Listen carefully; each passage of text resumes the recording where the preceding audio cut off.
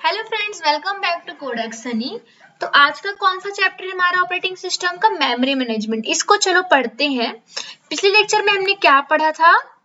Process of synchronisation पढ़ा था। ठीक है, तो आज का कौन सा लेक्चर है हमारा? Memory management. चलो स्टार्ट करते हैं। तो हम बात करते हैं कि मेन मेमोरी क्या होती है। तो मेन मेमोरी को ना कॉमनली रैम बोला जाता है, मतलब कि रैंडम एक्सेस मेमोरी। मतलब ये कंप्यूटर का प्राइमरी टेम्परेरी स्टोरेज है जहां एक्टिवली प्रोसेस डेटा स्टोर होता है। ठीक है, जैसे रियल लाइफ एग्जांपल समझो। अगर आप किचन में खाना बना रहे हो तो रैम क्या हो गया?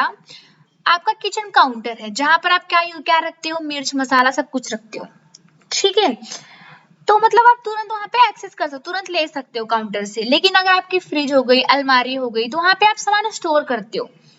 ठीक है, तो जो हमारा काउंटर रैम हो गया, तो मतलब ज्यादा होगा तुम ज्यादा डिशेस एक साथ बना सकते हो, नहीं होगा तो नहीं कर सकते हो। बट जो हमारा हार्ड डिस्क हो गया वो कहाँ पे होता है? स्टोर होता है, उसको बोल सकते हो आप।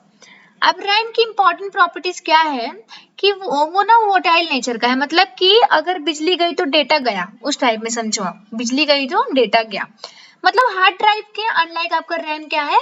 वोलेटाइल है। मतलब कि जब कंप्यूटर पावर ऑफ होता है तो रैम का कंटेंट गायब हो जाता है। ठीक है, रियल लाइफ एग्जांपल आप लोग समझो। किचन काउंटर पे जो सामान रखा है, काम खत्म होने पे वापस स्टोर करना पड़ता है, तो काउंटर क्या है? खाली कर देते हो आप। ठीक है, जितना चाहिए होता है आप उतना यूज करते हो। तो होता है हमारा वर्टाइल नेचर। अब सेकंड क्या है? जो हमारा रैम होता है वो क्या होता है? मतलब एड्रेसेबल सेल्स होता है। मतलब हर सेल का एड्रेस, मतलब रैम एड्रेसेबल सेल में ऑर्गेनाइज होता है। मतलब हर सेल डेटा होल्ड करता है जो बाइट्स में मेजर होता है। रियल लाइफ एग्जांपल समझो। लॉकर रूम में हर मतलब लॉकर का नंबर होता है 102 103, तो उसी तरह रैम में हर सेल का यूनिक एड्रेस होता है। ठीक है, तो इसलिए इसे बोलते हैं addressable cell. Efficient memory management भी जरूरी है हमारे इसमें। मतलब कि एलोकेशन हो गया, एलोकेशन मतलब मेमोरी देना, और डीलोकेशन मतलब मेमोरी वापस लेना। तो ये प्रॉपरली करना चाहिए। ठीक है, ये ऑप्शनल परफॉर्मेंस के लिए एसेंशियल है। अब रैम हमारा जो होता है वो मल्टीटास्किंग पावर है। मतलब कि रैम की अमाउंट डायरेक्टली इंपैक्ट करती है मल्टीटास्किंग पे। मतलब जितना ज्यादा रैम उतने ज्यादा प्रोग्राम एक साथ चला सकते हो आप।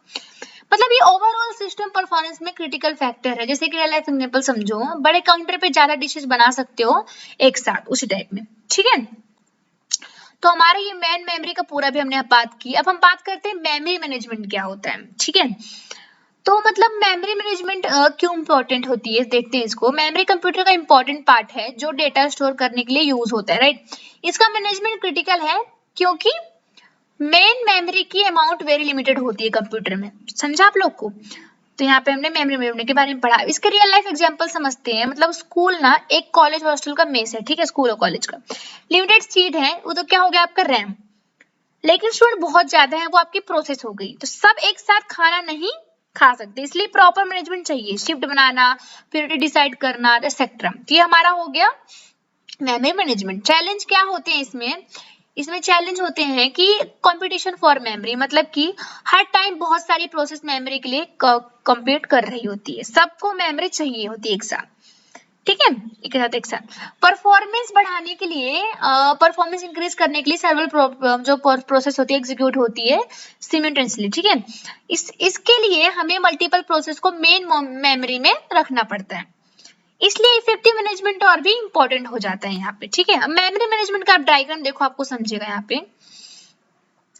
तो ये आपके डायग्राम में आपको क्लियरली शो हो रहा होगा कि मल्टीपल प्रोसेस लिमिटेड मेमोरी के लिए कंपीट करती हैं, ओएस को एफिशिएंटली मैनेज करना पड़ता है। ठीक है, अब यहाँ पे देखो डायग्राम, देखो कैसे हो सका है।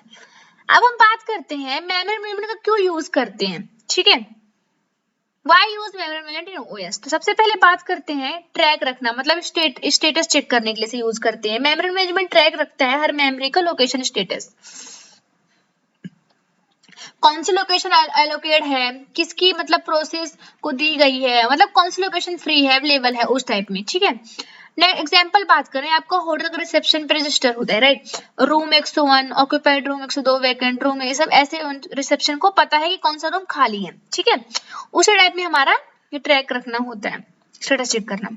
वर्चुअल मेमोरी को कंसेप्ट बात करें, मतलब एक समझो कि आप जुगाड़ करना, समझो जुगाड़ करना। ठीक है, जैसे कि समझो मेमोरी मैनेजमेंट एनेबल करता है कंप्यूटर सिस्टम को ऐसी प्रोग्राम रन करने की ज्यादा मतलब मेन मेमोरी रिक्वायर करती है जितनी अवेलेबल है। कैसे? डेटा को प्राइमरी और सेकेंडरी मेमोरी के बीच मूव करके। ठीक है, जैसे कि आप समझो ये टेक्निक ना वर्चुअल मेमोरी कहलाती है, जिसमें क्या प्राइमरी और सेकेंडरी के बीच का मूव करके डेटा को। ठीक है, इसे क्या बोलते हैं हम? Virtual memory. इसमें जो आपको दिया है ना, मैंने सारा कुछ एक्सप्लेन किया है इजी वे में, आप लोग इसे रीड कर लोगे, आप लोग को समझ जाएगा एक बार। ठीक है, रियल लाइफ एग्जांपल समझो वर्चुअल मेमोरी का। मतलब तुम्हारे पास 10 बुक मतलब पढ़नी है एग्जाम के लिए, लेकिन स्टडी टेबल पे सिर्फ 3 बुक फिट होती है, तो क्या करोगे? तो मतलब अभी जो बुक पढ़ रहे हो वो टेबल पे रखो, तो रैम में है। ठीक है, बाकी बुक्स ना सेल्फ पे रखो, मतलब हार्ड डिस्क पे है। ठीक है, समझो जब खत्म हो जाए एक बुक तो स्वैप करो टेबल से मतलब सेल पे और सेल्फ से टेबल पे, उस टाइप में। तुम्हें लगता है सब बुक टेबल पे है तो क्या हो गया? मैं वर्चुअल मेमोरी का इल्यूजन हो गया। ठीक है, अब थर्ड हम बात करें तो इसमें एक और होता है एब्स्ट्रैक्शन प्रोवाइड करना। ठीक है, जो हमारा मेमोरी का यूज होता है। मेमोरी मैनेजमेंट एब्स्ट्रैक्शन प्रोवाइड करता है, मतलब कि प्रोग्राम को लगता है कि उनका जो बड़ा मेमोरी एलोकेट है वो रियलिटी में फिजिकल मेमोरी लिमिटेड हो सकती है। ठीक है, प्रोटेक्शन मतलब मेमोरी को बचाना। मेमोरी मैनेजमेंट का जॉब है प्रोटेक्ट करना प्रोसेस की एलोकेट मेमोरी को, मतलब दूसरी प्रोसेस उसको कॉर्पोरेट ना कर सके। अगर मतलब ये नहीं हुआ तो कॉर्पोरेट अनएक्सपेक्टेड फैकल्टी बिहेवियर दिखा सकता है, मतलब प्रोग्राम हमारा क्रैश हो सकता है। ठीक है, नेक्स्ट है हमारा मेमोरी शेयरिंग इनेबल करना। मतलब मेमोरी मैनेजमेंट शेयरिंग इनेबल करता है कि मेमोरी स्पेस का बिटवीन प्रोसेस, मतलब मल्टीपल प्रोग्राम एक ही मेमोरी लोकेशन पे क्या रिसाइड कर सकते हैं, लेकिन एक टाइम पे सिर्फ एक। ठीक है, बात करें ना, हमारा जो लास्ट है वो है हमारा बेटर यूटिलाइजेशन, मतलब ओवरऑल बेटर मेमोरी यूटिलाइजेशन और मतलब इफिशिएंट यूज के लिए हम करते हैं इसको। ठीक है, तो ये हमारे थे यूज मेमोरी मैनेजमेंट क्या क्या यूज है ऑपरेटिंग सिस्टम में। अब हम बात करते हैं लॉजिकल एंड फिजिकल एड्रेस की। इसका मतलब क्या होता है? ये जो कॉन्सेप्ट है ना ट्रिकी है, मतलब तो केयरफुल इसको समझो। सबसे पहले बात करते हैं हमारा लॉजिकल एड्रेस क्या होता है। ठीक है, मतलब इस लॉजिकल एड्रेस जो होता है इसी को हम बोलते हैं वर्चुअल एड्रेस।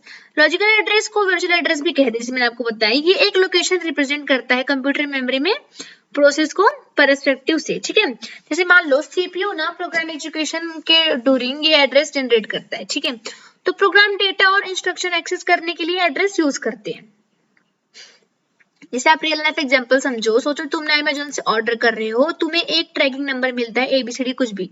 ठीक है, तो ये ट्रैकिंग नंबर तुम्हारे लिए है, तो क्या होगा? आपका लॉजिकल एड्रेस हो गया। तुम इससे यूज करके अपना पार्सल ट्रैक करते हो ना, लेकिन एक्चुअल वेयर हाउस में पार्सल की लोकेशन अलग है, मतलब अलग होती है, उसे बोलते हैं फिजिकल एड्रेस। ट्रैकिंग नंबर से delivery system actual location find कर लेते हैं। ठीक है, तो सिमिलरिटी क्या है इधर कि प्रोग्राम को लगता है कि डेटा एड्रेस 1000 मतलब पे है, और मतलब लॉजिकल हो गया। एक्चुअली डेटा जो रैम में है एड्रेस 5000 पे वो फिजिकल हो गया। तो सीपीयू और ओएस मिलकर क्या बोलते हैं? ट्रांसलेशन करते हैं। ठीक है, तो इसके की पॉइंट्स क्या थे हमारे लॉजिकल के? कि मतलब कि जैसे सीपीयू जनरेट करता है एग्जीक्यूशन के ड्यूरिंग कि प्रोसेस के पर्सपेक्टिव का से लोकेशन क्या होता है, हर रनिंग प्रोसेस के लिए यूनिक होता है और डेटा और इंस्ट्रक्शन एक्सेस के लिए यूज होते हैं। ठीक है, अब हम बात करते हैं नेक्स्ट हमारा फिजिकल एड्रेस स्पेस क्या होता है। फिजिकल एड्रेस एक्चुअल लोकेशन है कंप्यूटर के मेमोरी हार्डवेयर में। ठीक है, मतलब रैम या स्टोरेज डिवाइस में रियल लोकेशन जो होता है हमारा, और जो हमारा लॉजिकल एड्रेस थे अनलाइक ये सीपीयू जनरेट नहीं करता। फिजिकल एड्रेस फिक्स्ड होते हैं और डेटा की ट्रू लोकेशन रिप्रेजेंट करते हैं। राइट, अब इसके इंपॉर्टेंट पॉइंट्स देखते हैं कुछ।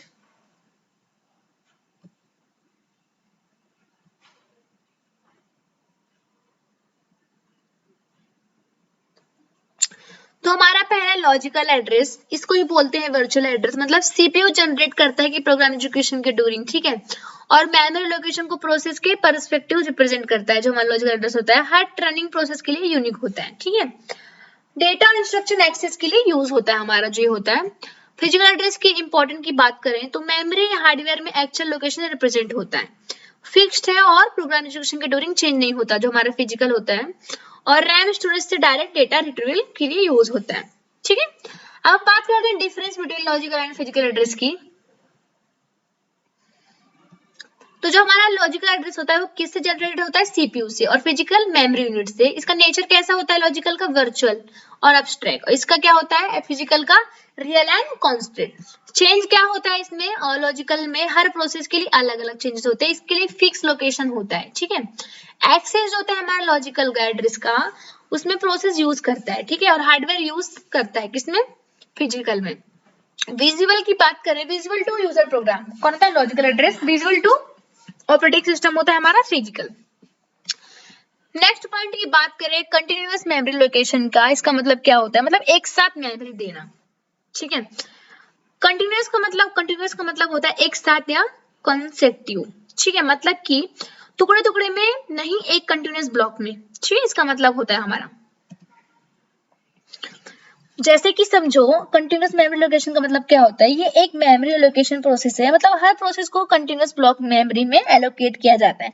मतलब प्रोसेस के लिए मेमोरी लोकेशन कंसेक्टिव, मतलब एक के बाद एक होती है, ठीक है, तो ये हमारा होता है कंटिन्यूअस मेमोरी एलोकेशन।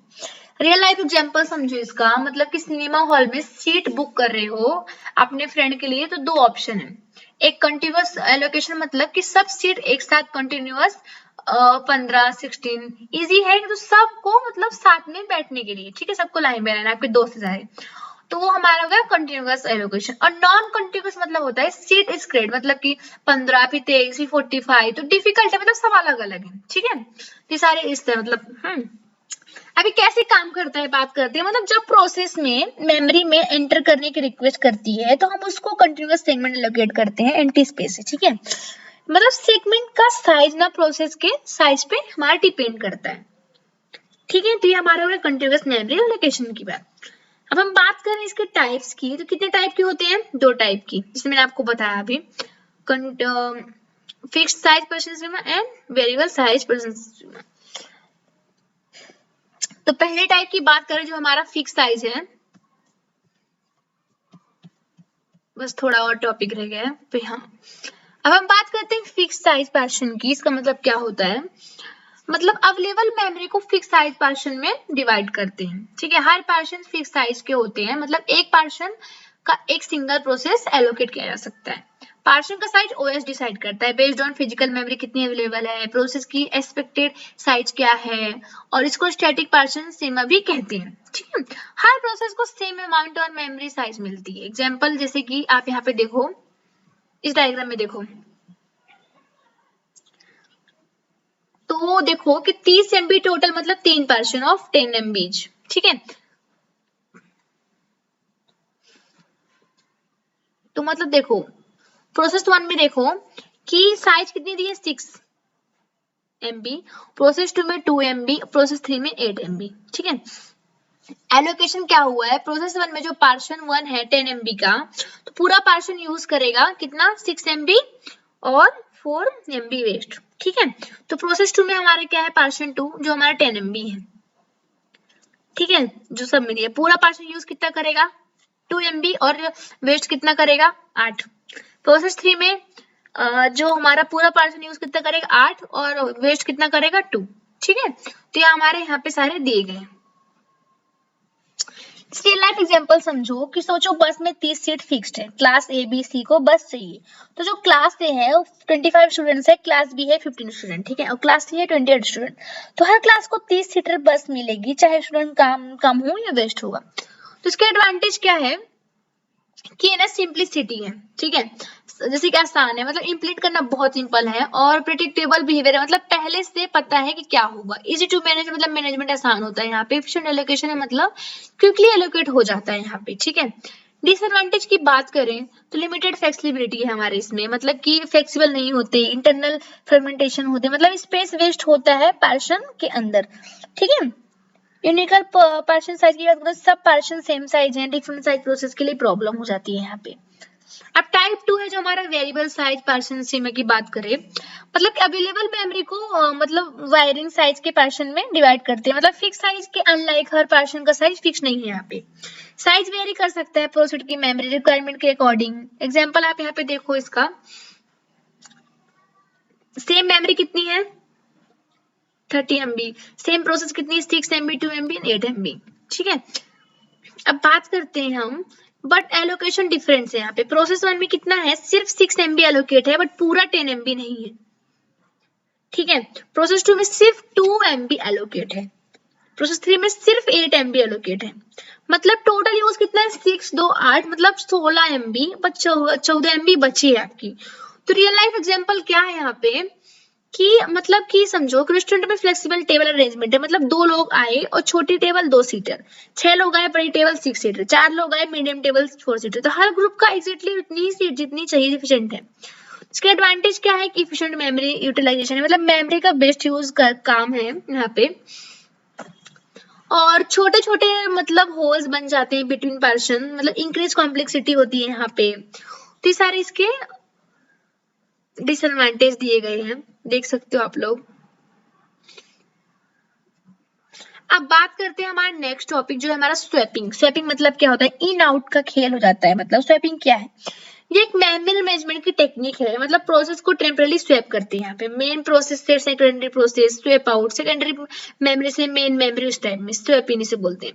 क्यों करते हैं, डिग्री को मल्टी प्रोग्रामिंग इंक्रीज करने के लिए से यूज किया जाता है, मेन मेमोरी यूटिलाइजेशन बढ़ाने के लिए हम यूज करते हैं, ठीक है। और रियल लाइफ एग्जांपल समझो, क्रिकेट मैच में सब्स्टिट्यूट प्लेयर को कंसेप्ट, जैसे कि प्लेयर जो आपका प्लेयर 11वां हो गया तो मेन मेमोरी क्या हो गया, आपका रैम हो गया, main secondary memory hard disk हो गया। तो एक प्लेयर इंजर हो गया तो स्वैप आउट हो गया, दूसरे को भेजो। और सब्स्टिट्यूट प्लेयर मतलब कि स्वैप इन, मतलब फील्ड पे लगो, ठीक है। अब फ्रेश प्लेयर खेल रहा है, टीम का परफॉर्मेंस बढ़ गया, ठीक है। उस टाइम में स्वैपिंग के 2 स्टेप होते हैं। फर्स्ट हमारा स्वैपिंग मतलब अंदर आना, स्वैप आउट मतलब बाहर निकालना। स्वैपिंग का मतलब हो जाता है कि प्रोसेस को सेकेंडरी स्टोरेज जैसे हार्ड डिस्क में मतलब मेन मेमोरी में लाना, रैम में, ठीक है। रियल लाइफ एग्जांपल समझो, बेंच से प्लेयर को ग्राउंड में बुलाना, ठीक है। स्वैप आउट मतलब हो गया बाहर निकालना, मतलब प्रोसेस को मेन मेमोरी से सेकेंडरी स्टोरेज में ट्रांसफर करना। रियल लाइफ एग्जांपल समझो, प्लेयर को ग्राउंड से बेंच पे ले जाना, मतलब उसको अभी नहीं खेलना, दूसरे को बुलाना, भेजना, ठीक है। डॉक्यूमेंट में देखो, मतलब इसे डायग्राम में देखो, आपको समझेगा। हमारा जो प्रोसेस P1 है, ठीक है, देखो आप देख सकते हो, स्वैप आउट हो रहा है, मतलब बाहर जा रहा है। क्यों, ताकि हायर प्रायोरिटी या ज्यादा मेमोरी रिक्वायरमेंट वाली प्रोसेस एग्जीक्यूट हो सके। ओवरऑल ओएस की एफिशिएंसी बढ़ाने के लिए इसे यूज किया जाता है। अब प्रोसेस P2 देखो, स्वैप इन हो रहा है, मतलब अंदर आ रहा है, मतलब सेकेंडरी मेमोरी से मेन मेमोरी में एग्जीक्यूशन के लिए। इसके एडवांटेज की बात करें तो मल्टी प्रोग्रामिंग बढ़ाता है, जैसे कि ज्यादा प्रोसेस एग्जीक्यूट हो सकता है, ठीक है। रियल लाइफ एग्जांपल समझो, क्रिकेट में सब्स्टिट्यूट की वजह से टीम टायर्ड नहीं होती और फ्रेश प्लेयर आते रहते हैं, ठीक है। वर्चुअल मेमोरी का एडवांटेज है यहाँ पे, मतलब यूजर को वर्चुअल मेमोरी के बेनिफिट्स मिलते हैं। थर्ड, एवरेज वेटिंग टाइम कम होता है, जैसे कि प्रोसेस को कम वेट करना पड़ता है, मल्टीपल प्रोसेस एग्जीक्यूट कर सकते हैं यहाँ पे। बेटर मेमोरी मैनेजमेंट है इसका, ठीक है, मतलब कि मेमोरी का एफिशिएंट यूटिलाइजेशन होता है, रैम का बेस्ट यूज हो रहा है यहाँ पे। डिसएडवांटेज की बात करें तो स्वैपिंग एल्गोरिदम परफेक्ट होना चाहिए, ठीक है, मतलब कि अगर एल्गोरिदम परफेक्ट नहीं है तो पेज ना, जो पेज होते हैं मतलब फॉल्ट इंक्रीज होंगे, मतलब ये एरर भी जब रिक्वायर्ड पेज मेमोरी में नहीं होती, परफॉर्मेंस डिक्रीज होगा। शेयर रिसोर्स की प्रॉब्लम होती है, मतलब जब कॉमन शेयर रिसोर्स हैं बहुत सारे प्रोसेस के बीच, तब मतलब एफिशिएंसी होती है, इनएफिशिएंसी, स्वैपिंग डिफिकल्ट हो जाता है। डेटा लॉस का रिस्क होता है, मतलब अगर हैवी स्वैपिंग चल रही है तो बहुत ज्यादा स्वैप इन आउट होता है और कंप्यूटर सडनली पावर लॉस कर देते हैं, तो यूजर का इंफॉर्मेशन खो सकता है, ठीक है। तो ये गाइस हमारा कौन सा लेक्चर था, मेमोरी मैनेजमेंट का, जिसमें हमने सारे टॉपिक एकदम अच्छे से पढ़े डिटेल में रियल लाइफ एग्जांपल के साथ। तो आज के लिए खत्म करते हैं, नेक्स्ट लेक्चर में नेक्स्ट टॉपिक के साथ मिलेंगे, तो बाय।